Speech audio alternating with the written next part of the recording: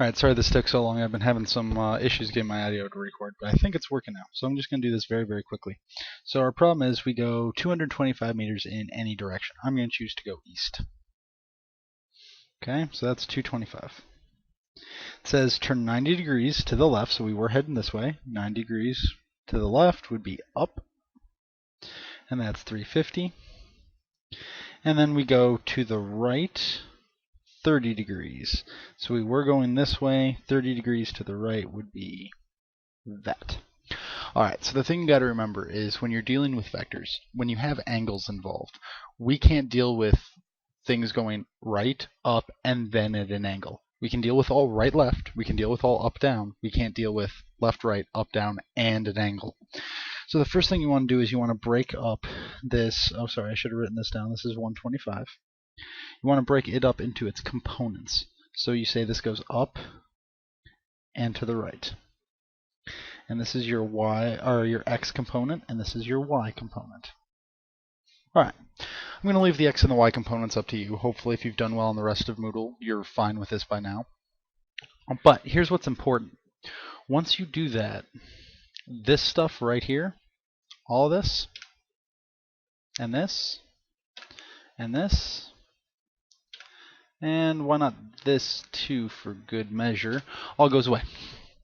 Because you found your x and your y components, which are going to be like 125 sine 30, 125 cosine 30. Okay?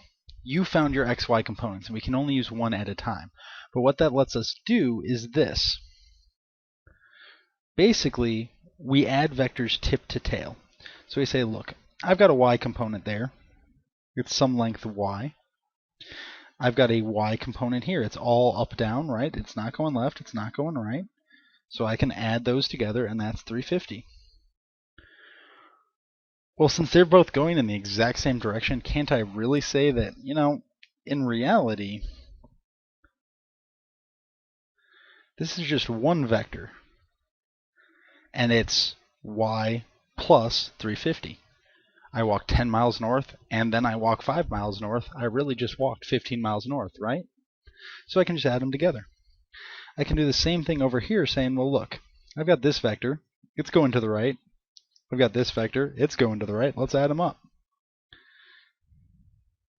But in reality, these two vectors can be added to be one vector.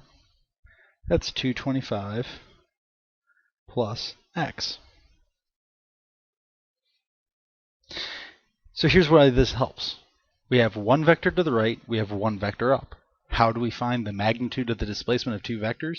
We once again add them tip to tail. So this is y plus 350. And to find the magnitude of the resultant, we simply find c. A squared plus b squared equals c squared. Alright, hopefully this helps. If not, let me know.